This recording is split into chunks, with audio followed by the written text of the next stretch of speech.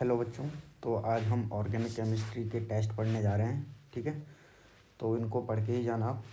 सबसे पहला जो ऑर्गेनिक केमिस्ट्री का टेस्ट है उसका नाम आपको पता होगा अगर, ठीक है, आयोडोफॉर्म टेस्ट। नाम क्या है? आयोडोफॉर्म रिएक्शन भी बोलते हैं या फिर आयोडोफॉर्म टेस्ट भी बोलते हैं। ठीक है, तो ध्यान देना, आयोडोफॉर्म रिएक्शन या फिर टेस्ट, इससे क्या क्या प्रोडक्ट बनते हैं। ये रिएक्शन होती है या ये टेस्ट लगाया जाता है एल्डिहाइड और कीटोन के लिए। ठीक है, एल्डिहाइड एंड कीटोन ये वाला टेस्ट देते हैं, और ऐसे एल्डिहाइड और कीटोन ये वाला टेस्ट देते हैं जिनके पास एक कम से कम मिथाइल ग्रुप होना चाहिए। ठीक है, तो कार्बोनिल कार्बन से अगर एक CH3 ग्रुप अगर जुड़ा होगा, क्लियर है बात? तो अगर कार्बोनिल कार्बन से एक CH3 ग्रुप जुड़ा हो तो आपका 100% वो एल्डिहाइड और कीटोन क्या देगा, आपका आयोडोफॉर्म टेस्ट दे रहा होगा। ठीक है, तो देख लेते हैं हम कैसे क्या रिएक्शन होती है। तो जैसे मैंने एग्जांपल लिया है एसीटोन, एसीटोन एग्जांपल लिया है CH3CO CH3, तो आपको दिख रहा होगा इसमें। और इसके लिए जो रिएजेंट रहता है आयोडोफॉर्म टेस्ट के लिए, सोडियम हाइपो आयोडाइड, या फिर इसको हम एक तरह से और लिख सकते हैं सोडियम हाइड्रोक्साइड प्लस आयोडीन। ठीक है, तो आपको ध्यान रखना है कि रिएजेंट क्या है, सोडियम हाइपोआयोडाइड, या फिर उसकी जगह आपको दिया रहेगा सोडियम हाइड्रोक्साइड एंड आयोडीन। ये करते क्या है, तो ये मिथाइल ग्रुप जो रहता है आपका, मिथाइल ग्रुप को कन्वर्ट कर देते हैं आयोडोफॉर्म में।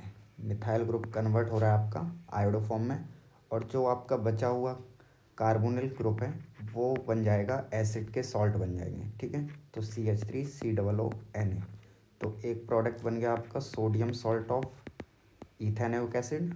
नाम क्या है? Sodium salt of ethanoic acid, ethanoic acid. और एक प्रोडक्ट आपका बना है आयोडोफॉर्म। ये क्या बना है? आयोडोफॉर्म। तो ध्यान रखना, आयोडोफॉर्म टेस्ट जो होता है वो एल्डिहाइड एंड कीटोन के लिए करते हैं हम। एल्डिहाइड और कीटोन ऐसे होने चाहिए जिनके पास कम से कम एक मिथाइल ग्रुप प्रेजेंट आपका होना ही चाहिए। ठीक है, एग्जाम्पल ले लिया हमने, ये कीटोन का लिया, जैसे मैंने अब एल्डिहाइड का भी ले सकता हूँ आपको, CH3COCH3, या सॉरी CH3COH। ठीक है, इसका नाम क्या रहेगा? इथेनॉल। इथेनॉल, इथेनॉल की रिएक्शन वही हम सोडियम हाइपोआयोडाइड से करते हैं। नाम है इसका NaOH, सोडियम हाइपोआयोडाइड, या फिर इसकी जगह आपको दिया रहेगा सोडियम हाइड्रोक्साइड एंड आयोडीन। ठीक है, तो ये रिएजेंट दिए रहे हैं, तो हमें पता है कार्बोनिल कार्बन के CH3 को कन्वर्ट करता है CHI3 में। तो देखिए ये कार्बोनिल कार्बन है, इस कार्बोनिल ग्रुप से आपका एक मिथाइल ग्रुप लगा है, तो मिथाइल ग्रुप कन्वर्ट हो जाएगा आपका CHI3 में, और जो COONA है उसका आपके क्या बन जाएंगे? एसिड बन जाएंगे HCOONA। क्लियर है बात? ठीक है, तो ध्यान रखना, ये आपका आयोडोफॉर्म बन गया, और ये आपका sodium salt of methanoic acid बन गया, sodium salt of methanoic acid. तो सबसे पहला टेस्ट बहुत IMP है आपका आयोडोफॉर्म। अगला हम देखते हैं दूसरा टेस्ट। ठीक है, दूसरा टेस्ट जो है आपका, दूसरा जो टेस्ट है आपका फैलिंग रिएजेंट वाला होता है, Fehling test and Tollens test. तो टॉलेंट टेस्ट को पहले देख रहे हैं हम। टॉलेंट टेस्ट, ये टेस्ट होता है बेसिकली एल्डिहाइड के लिए, फॉर एल्डिहाइड। ठीक है, फॉर एल्डिहाइड के लिए ये टेस्ट किया जाता है, और इसके लिए जो रिएजेंट रहता है, तो रिएजेंट पे आपको ध्यान रखना है जिनका नाम रहता है टॉलेंट रिएजेंट।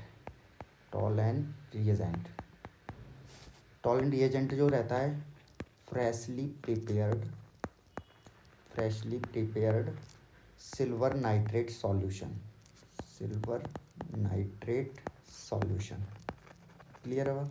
तो AgNO3 सिल्वर नाइट्रेट होता है। ठीक है, इसका ताज़ा बना हुआ जो विलयन रहता है, फ्रेशली प्रिपेयर्ड सिल्वर नाइट्रेट का सॉल्यूशन जो रहता है वो कहलाता है टॉलेंट रिएजेंट। तो अब हम इसकी रिएक्शन देख लेते हैं। जैसे तो एल्डिहाइड ले लिया मैंने, जैसे एल्डिहाइड ले लिया मैंने RCOH।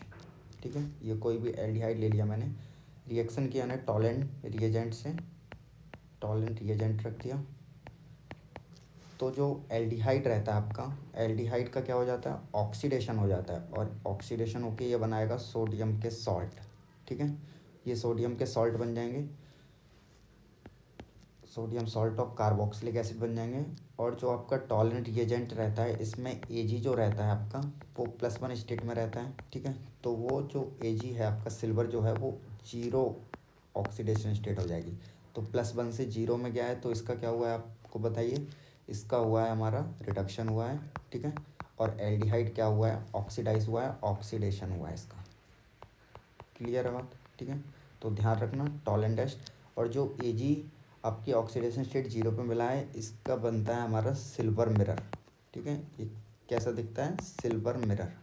सिल्वर मिरर बनता है इसलिए इसको हम सिल्वर मिरर टेस्ट भी बोलते हैं। तो दूसरा नाम भी ध्यान रखना, टॉलरेंट टेस्ट का क्या है, सिल्वर मिरर टेस्ट, ठीक है। तो सिल्वर मिरर टेस्ट कौन देते हैं, एल्डिहाइड देते हैं, ठीक है। कीटोन कभी नहीं देते हैं। सेम टू सेम होता है आपका Fehling test. Same to same जो तीसरा टेस्ट है आपका वो है फैलिंग टेस्ट। ध्यान रखना है फैलिंग टेस्ट में आपको क्या कि ये भी एल्डिहाइड के लिए होता है। तो सबसे पहले मैं वही पॉइंट लिख रहा हूँ फॉर एल्डिहाइड, ये भी एल्डिहाइड। इसके लिए जो रिएजेंट रहता है वो भी ध्यान रखना आपको। जैसे टॉलरेंट टेस्ट के लिए टॉलरेंट रिएजेंट था, इसके लिए जो रहता है वो फैलिंग रिएजेंट रहता है। फैलिंग रिएजेंट, फैलिंग रिएजेंट जो रहता है वो 2 सॉल्यूशन से मिलकर बना होता है, ठीक है। तो 2 सॉल्यूशन के नाम लिख रहा हूँ मैं। एक जो रहता है एक्वस कॉपर सल्फेट होता है, एक्वस कॉपर सल्फेट, ठीक है, सल्फेट हो गया। और दूसरा जो रहता है आपका रॉसले सॉल्ट, रॉसले सॉल्ट, ठीक है। एक्वस कॉपर सल्फेट और रॉसले सॉल्ट, या फिर दूसरा नाम इसका बोलते हैं sodium potassium tartrate, sodium potassium tartrate. Clear है बात। तो ध्यान रखना है आपको फैलिंग रिएजेंट 2 सॉल्यूशन से मिलकर बना होता है या 2 कंपोनेंट से मिलकर बना होता है। ए और बी नाम दे दिए जैसे मैंने। ए कंपोनेंट कौन सा है आपका, एक्वस कॉपर सल्फेट है। और दूसरा कंपोनेंट कौन सा है आपका, रॉसले सॉल्ट, या दूसरा नाम है उसका सोडियम पोटेशियम टार्ट्रेट। तो अब हम इसकी रिएक्शन देख लेते हैं जैसे।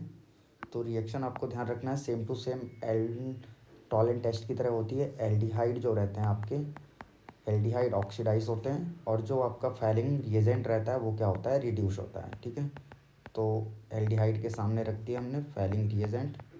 फैलिंग रिएजेंट के अंदर जो कॉपर सल्फेट है इसमें कॉपर की ऑक्सीडेशन स्टेट रहती है +2। कॉपर की कितनी है, +2, ठीक है। तो एल्डिहाइड क्या होगा, ऑक्सीडाइज होगा और वो कार्बोक्सिलिक एसिड के सॉल्ट बना देगा। Sodium salt of carboxylic acid बना दिया, same to same Tollens test की तरह।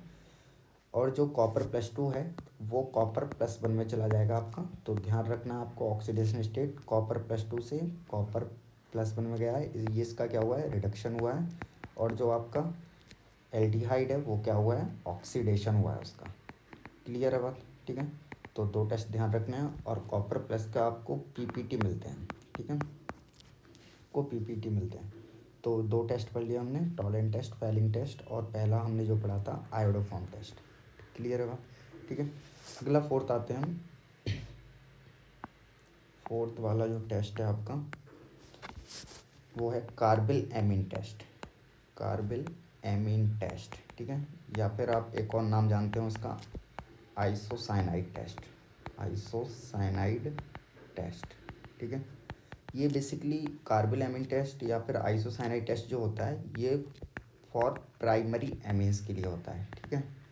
ये लगाया जाता है प्राइमरी एमीन्स के लिए। अब प्राइमरी एमीन्स आपके 2 हो सकते हैं, वो एलिफेटिक भी हो सकते हैं, ठीक है, और वो एरोमेटिक भी हो सकते हैं। तो एलिफेटिक हो या फिर एरोमेटिक हो आपका, दोनों ही एमीन्स आपके ये वाला टेस्ट देते हैं, आइसोसाइनाइड टेस्ट या कार्बिल एमीन वाला टेस्ट देते हैं, ठीक है। इसके लिए जो रिएजेंट रहता है पहले ही लिख देता हूँ मैं। रिएजेंट जो रहता है आपका, रिएजेंट रहता है chloroform CHCl3 plus potassium hydroxide, ठीक है। तो रिएजेंट ध्यान रखना है, कभी भी आप ध्यान देना, ठीक है। इस ये 2 degree and 3 degree amine not react, ठीक है। 2 डिग्री और 3 डिग्री सेकेंडरी और टर्शरी एमीन इससे रिएक्शन नहीं करते हैं, not react, not react with this test, ठीक है। तो अब मैं इक्वेशन लिख रहा हूँ, ठीक है, इसकी रिएक्शन लिख रहा हूँ मैं। जैसे मैंने RNH2 प्राइमरी एमीन्स ले लिए, 1 डिग्री एमीन है, ठीक है। अब ये एलिफेटिक भी हो सकते हैं, एरोमेटिक भी हो सकते हैं। रिएजेंट ले लिया आपका क्लोरोफॉर्म और पोटेशियम हाइड्रोक्साइड। तो इससे क्या बन जाते हैं आपके, आइसोसाइनाइड बन जाते हैं। NH2 ग्रुप NC में कन्वर्ट हो जाता है। क्लियर है बात, ठीक है।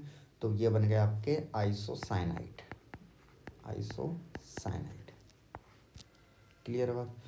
अगला जो टेस्ट आता है आपका, अगला टेस्ट है आपका हिंसबर्ग टेस्ट। फिफ्थ जो टेस्ट है आपका हिंसबर्ग टेस्ट है। ये भी एमीन्स के लिए किया जाता है, ध्यान दीजिएगा इस टेस्ट के लिए। हिंसबर्ग टेस्ट के लिए जो हम रिएजेंट लेते हैं, पहले तो मैं और पहला पॉइंट लिख देता हूँ, ये एमीन्स के लिए टेस्ट होता है, ठीक है। दूसरा पॉइंट मैं लिख रहा हूँ इसका रिएजेंट, इसको बोलते हैं हिंसबर्ग टेस्ट के लिए रिएजेंट होता है हमारा हिंसबर्ग रिएजेंट। हिंसबर्ग रिएजेंट का नाम ध्यान रखना है आपको। हिंसबर्ग रिएजेंट होता है बेंजीन सल्फोनिल क्लोराइड। ठीक है। स्ट्रक्चर भी बना दे रहा हूँ। बेंजीन है तो बेंजीन की रिंग बना दी मैंने। सल्फोनिल SO2 ग्रुप होता है और क्लोराइड तो Cl, इसको बोलते हैं बेंजीन सल्फोनिल क्लोराइड। अब देख लेते हैं एक एक करके, ठीक है। जैसे प्राइमरी एमीन्स रहे आपके, प्राइमरी एमीन्स ये 1 डिग्री एमीन है आपके। इनकी रिएक्शन अगर हमने हिंसबर्ग रिएजेंट से की तो मैं कुछ इस प्रकार से लिख रहा हूँ हिंसबर्ग रिएजेंट को, बेंजीन सल्फोनिल क्लोराइड, ठीक है। तो इससे क्या बनते हैं, सल्फोनामाइड बनते हैं सबसे पहले हमारे, ठीक है। 1 डिग्री अमीन की रिएक्शन की हमने बेंजीन सल्फोनिल क्लोराइड से, तो HCl निकलता है और ये जो बॉन्ड रहता है आपके, ये दोनों कनेक्ट हो जाएंगे तो आपका बनता है सबसे पहले सल्फोनामाइड, ठीक है। ये बन गए आपके सल्फोनामाइड, नाम लिख देते हैं सल्फोनामाइड, ठीक है। अब सल्फोनामाइड बन गए। इसके बाद इसके जो 1 डिग्री अमीन के सल्फोनामाइड जो बनते हैं, क्योंकि जो SO2 ग्रुप होता है आपका, ये बहुत ज़्यादा -R ग्रुप होता है, ठीक है। तो ये नाइट्रोजन के लोन पेयर को अपनी साइड खींच लेता है, तो ये जो H रहता है बहुत ज़्यादा एसिडिक हो जाता है। H आराम से निकल जाएगा तो वो एसिडिटी शो करेगा। तो इसलिए 1 डिग्री एमीन्स के सल्फोनामाइड, अगर हम, अब देखो सल्फोनामाइड आपके एसिडिक कंपाउंड बन गए, तो अगर इससे मैं एल्कलाइन मीडियम में रखूँगा, अगर इन सल्फोनामाइड को मैं एल्कलाइन मीडियम में रखूँगा तो ये क्या हो जाएंगे, सॉल्युबल हो जाएंगे, ध्यान रखना, ठीक है। तो 1 डिग्री अमीन की रिएक्शन हिंसबर्ग रिएजेंट से की, 1 डिग्री अमीन की रिएक्शन हिंसबर्ग रिएजेंट से की तो इससे सल्फोनामाइड बने, और इसके सल्फोनामाइड एल्कलाइन मीडियम में रखे तो वो क्या हो गए, सॉल्युबल हो गए, ठीक है। अब हम देखते हैं सेकेंडरी अमीन्स क्या होता है, ठीक है। सेकेंडरी अमीन्स का कैसा क्या होता है, तो जैसे मैंने लिख दिया आपको सेकेंडरी अमीन, ये है 2 डिग्री अमीन या फिर सेकेंडरी अमीन। इसकी reaction same to same benzene sulphonyl chloride से करते हैं हम। तो सबसे पहले तो आपको पता है सल्फोनामाइड बन जाएंगे HCl निकल के, ये HCl निकल गया आपका, और क्या बन गए आपके, सल्फोनामाइड बन गए, ठीक है। बट क्योंकि नाइट्रोजन से अब आपको दिख रहा होगा कोई भी हाइड्रोजन अटैच नहीं है, तो बताइए क्या ये एसिडिक होगा क्या, अब ये एसिडिटी शो नहीं करेगा इसका सल्फोनामाइड, ठीक है। तो ध्यान रखना है आपको कि 2 डिग्री एमीन से सल्फोनामाइड जो बनते हैं वो एल्कलाइन मीडियम में क्या होते हैं, इनसॉल्युबल होते हैं। एल्कलाइन मीडियम में क्या होंगे, इनसॉल्युबल, मतलब सॉल्युबल नहीं होंगे, क्लियर है बात। और अगर मैं टर्शरी अमीन ले लूँ, अगर मैं टर्शरी अमीन ले लेता हूँ, तो आप बताइए क्या ये बेंजीन सल्फोनिल क्लोराइड से रिएक्शन करेंगे क्या। अब देखो HCl तो निकल नहीं रहा है, यहाँ पे H बचा ही नहीं नाइट्रोजन से, ठीक है। तो इसलिए हम बोलते हैं नॉट रिएक्शन, नो रिएक्शन या नॉट रिएक्टेड, क्लियर है बात, ठीक है। तो ध्यान रखना है आपको। तो एक बार जल्दी से मैं फिर से रिवीजन करवा देता हूँ आपको। हम ऑर्गेनिक केमिस्ट्री के टेस्ट पढ़ने जा रहे थे, ठीक है। इसमें सबसे पहला हमने टेस्ट पढ़ा आयोडोफॉर्म टेस्ट। आयोडोफॉर्म टेस्ट में हमने देखा कि ये एल्डिहाइड और कीटोन के लिए होता है। ऐसे एल्डिहाइड और कीटोन जिनके पास कम से कम एक मिथाइल ग्रुप प्रेजेंट होना चाहिए। हमने एसीटोन की रिएक्शन की सोडियम हाइपोआयोडाइड से, तो आपके sodium salt of ethanoic acid बने और आयोडोफॉर्म बना, ठीक है। CH3 जो मिथाइल ग्रुप होता है वो CHI3 में कन्वर्ट हो जाता है, क्लियर है बात। अगला सिल्वर मिरर टेस्ट हमने देखा, वो एल्डिहाइड के लिए किया जाता है। और रिएजेंट जो रहता है टॉलन रिएजेंट, ध्यान रखना है टॉलन रिएजेंट का नाम क्या है, फ्रेशली प्रिपेयर्ड सिल्वर नाइट्रेट का सॉल्यूशन को हम बोलते हैं टॉलन रिएजेंट। ये एल्डिहाइड का ऑक्सीडेशन करा देता है और कार्बोक्सिलिक एसिड के सॉल्ट बनाता है। और खुद टॉलन रिएजेंट का जो सिल्वर +1 होता है, +1 ऑक्सीडेशन स्टेट जो होती है वो जाती है किसमें, 0 में, ठीक है। और इसके क्या मिलते हैं, सिल्वर मिरर मिलते हैं, इसलिए हम टॉलन टेस्ट को सिल्वर मिरर टेस्ट भी कहते हैं।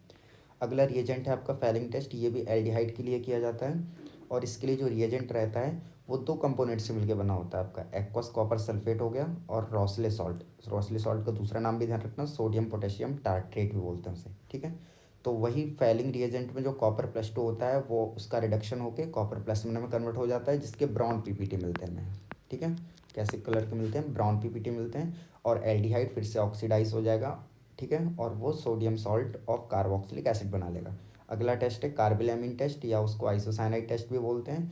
ये एमीन्स के लिए किया जाता है। बेसिकली प्राइमरी एमीन्स ही इससे रिएक्शन करते हैं। अब वो एलिफेटिक भी हो सकते हैं और एरोमेटिक भी हो सकते हैं। रिएजेंट हम लेते हैं, एक तो रहता है आपका क्लोरोफॉर्म और उसके साथ रहता है पोटेशियम हाइड्रोक्साइड। ठीक है, 2 degree and 3 degree amine reaction नहीं करते, ध्यान ही रखना है आपको। ठीक है, तो मैंने प्राइमरी एमीन्स की reaction chloroform and potassium hydroxide से की रिएजेंट से, तो आपके क्या बनते हैं, आइसोसाइनाइड बनते हैं। अगला टेस्ट है आपका हिंसबर्ग टेस्ट, ये भी एमीन्स के लिए किया जाता है। इसके लिए रिएजेंट लेते हैं हम हिंसबर्ग रिएजेंट, और हिंसबर्ग रिएजेंट क्या है हमारा, बेंजीन सल्फोनिल क्लोराइड को बोलते हैं हम हिंसबर्ग रिएजेंट। स्ट्रक्चर आपको समझ आ गया होगा। तो 1 डिग्री एमीन हिंसबर्ग रिएजेंट से जब रिएक्शन करता है तो आपके सल्फोनामाइड बनते हैं, और क्योंकि नाइट्रोजन से एक हाइड्रोजन अभी जुड़ा हुआ है तो इसलिए ये क्या हो जाता है, एसिडिक हो जाता है बहुत ज़्यादा। इसलिए ये एसिडिक हो गया सल्फोनामाइड, तो एल्कलाइन मीडियम में क्या हो जाएगा, सॉल्युबल हो जाएगा। 2 डिग्री एमीन से जो सल्फोनामाइड बना है, 2 डिग्री एमीन से रिएक्शन की, ठीक है, किसकी, बेंजीन सल्फोनिक क्लोराइड की, तो आपके सल्फोनामाइड बने, लेकिन उसके सल्फोनामाइड एल्कलाइन मीडियम में इनसॉल्युबल होते हैं। क्लियर है बात। और टर्शरी अमीन तो आपके बेंजीन सल्फोनेट क्लोराइड के साथ रिएक्शन ही नहीं करते। समझ में आ गई बात। ठीक है, तो एग्ज़ाम से पहले आपको ये पढ़ के ही जाना है। Thank you so